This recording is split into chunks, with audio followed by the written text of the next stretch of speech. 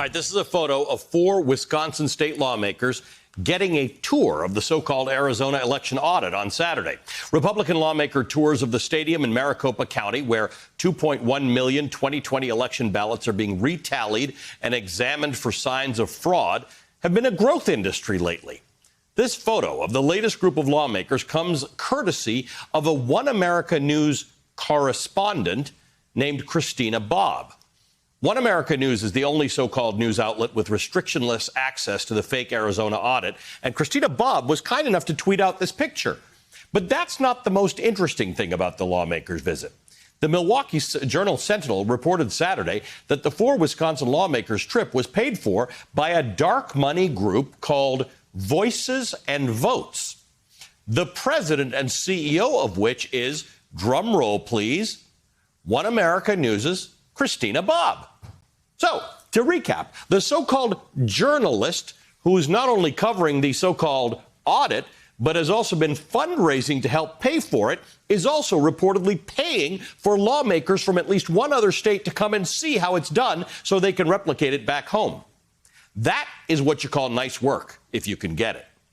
At the same time that these phony election auditors are getting all sorts of help like this, evangelizing their fake cause, the job of real election officials across the country is under attack. In at least 3 states now, the Secretary of State has either been directly or indirectly threatened or intimidated physically. New laws in Iowa and Florida have been tailor-made to impose huge fines on election officials for incredibly small technical mistakes. Texas is considering measures that would make similar technical errors criminally prosecutable, or put plainly, make jail time or probation the punishment for making a mistake, doing your job as an election official. All of this together, the rise of the conspiracy theorists running their own phony audits, the direct physical, legal, and financial threats facing local election officials, all of it together makes it no wonder that states are now having trouble filling election-related jobs. The Associated Press reporting that huge numbers of election officials are either quitting or retiring early all over the country, and that there is, quote, no shortage of job openings for local election officials in the key states of Michigan, Pennsylvania, or Wisconsin. So the question is, now that those positions are empty, who's going to fill them? Joining us now, a local election official in the great state of Michigan, Barb Byram, clerk of Ingham County, Michigan. Barb, thank you for joining us tonight. And thank you to you and people like you across this country who make elections work in this country. The idea is that these are necessary positions. They are a manifestation of civic duty.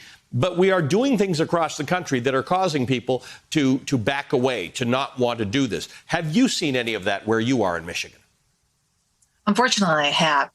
Many clerks have decided to retire or not run for re-election, and it is a direct result of the attacks they have seen, the unnecessary criticism that they have received just doing their job.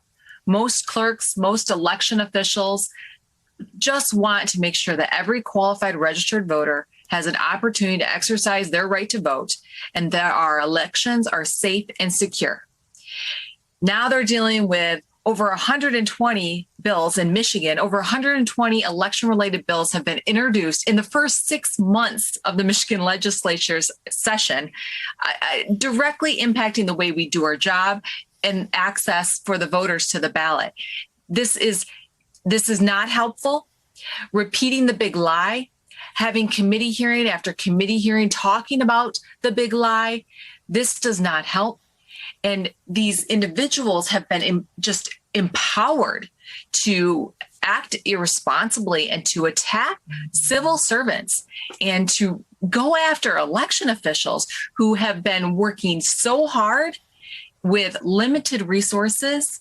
It's really unfathomable that we've gotten to this point, because election officials are the front line of our democracy.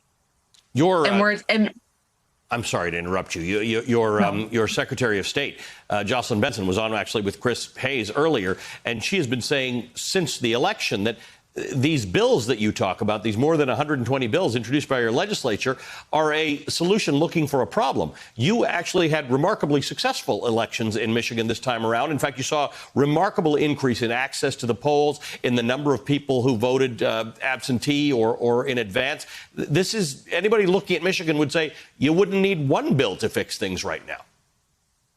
You know, you should look at Michigan. Many states should look at Michigan, how well we do elections, how well our election officials work together. In Michigan, we have 83 county clerks that program the election and over 1,500 local clerks that conduct the day of the election. There are many checks and balances. We use paper ballots. In Michigan, we have safe and secure elections, but the facts won't get in the way of conspiracy theories or those believers. And so I am constantly dealing with messages from individuals saying, how dare you conduct a fraudulent election?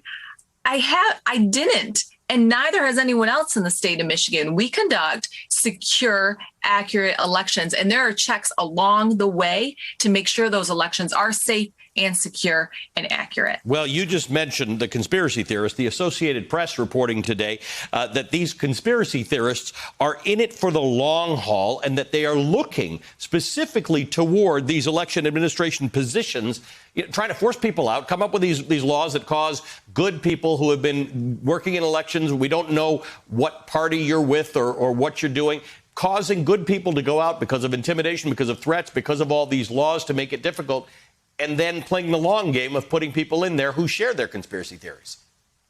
They're absolutely playing the long game. And the truth of the matter is, in Michigan, most election officials are Republicans. So that I find interesting. I also find interesting that it's not just the election officials that are retiring or seeking alternate employment. It's also their election directors. So we are seeing moving away from all that institutional knowledge conducting our elections. People are finding other jobs that are less stressful and provide less heartache. And what we're going to see is new people filling those positions that don't have elections experience or in it for other reasons. And that is very concerning. It's very concerning. Barb Byram, thanks for sharing some of your own experience with us. Barb Byram is an election official for Ingham County, Michigan. Thank you for your time tonight and for your time helping us have safe elections in this country.